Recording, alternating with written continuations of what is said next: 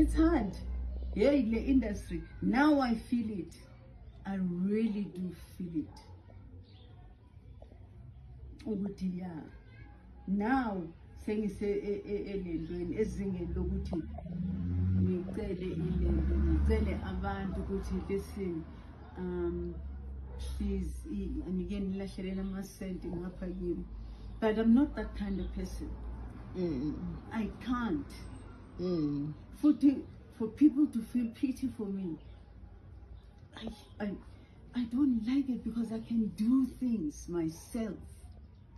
I don't want a hand over. Oh, Shemam Nandi, hand over. You understand? Maybe grocery is IoT. That's why I'm here. Yeah, Because she collected a grocery for artist nabantu sports. Yeah. Not unless you grocery as good, at least into ezawenza ukuthi nami ngithole something, but otherwise nje akekho umuntu ofuna ukuphila ngokucela. beyaya ke Yile nto bengilwela throughout. Kuniningile ukuthi the thing is we don't want to be a burden. yabo. So ngasizakala ngaleyo ndlela.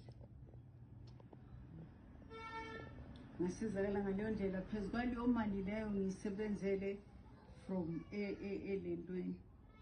Ngagulelwa umfana ecishe wafa la ngamsa la esibhedlela. Ngabhatala yonke le mali 88,000. Ngibona ngihleli ngenamali. 88,000 esibhedlela ngapha. Kunendaba yokuthi khona manje ngithi masikhuluma nge-NHI. Kune issue yokuthi umuntu ofana nawe akana medical aid. Uzoyithola kanjani medical aid when you don't even have money to say okay ngizofuna i-company engathi cheapanyana ngithathe i-medical aid? What are you going to pay it with every month? Uzoyiphathela ngani every month? Because i-medical aid ayizuthi no ngoba uhleli ku-wheelchair will give you for free. You see, so it's hard.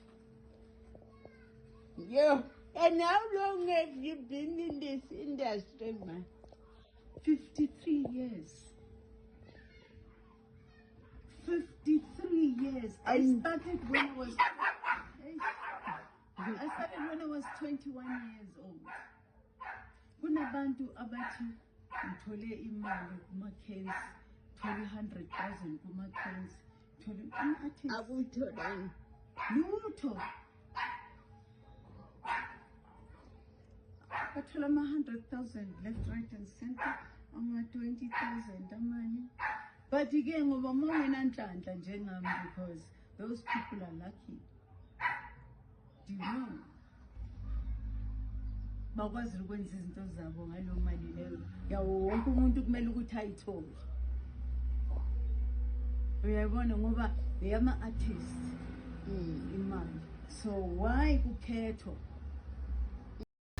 Hello Mzansi, welcome to Umgozo Mzansi. If today is your first time visiting this channel, please do the right thing and click the subscribe button, and also don't forget to smash the like button. Veteran actress Unandi Nyembe is asking for my donations. So she's sick, uhleli wheelchair, and ucela ma donations, ucela abantu ukuthi baphose phela Nkosi yami ezivivanini. Siyamati guys, Lumaki sikhule njena sibukela adlala ukuthi itori letiningi ngendlela lesimanga siyamati simjwa and kumbona anjena namuhla qha akusiphathe kahle emoyeni sikusiphula emoya because besingakulenzelanga lokho guys, besingakulenzelanga. So uthi ucela ama donations uma kakhuluma ku video la ipostwe khona kuma social media platforms kakhulu kade TikTok.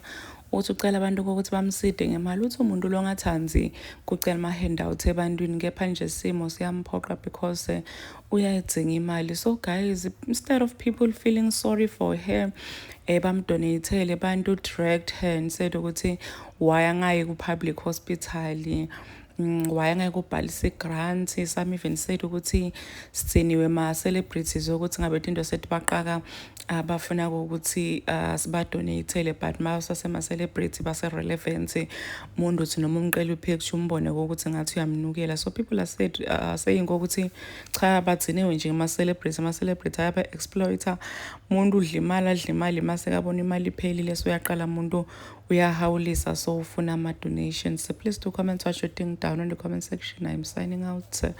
Goodbye.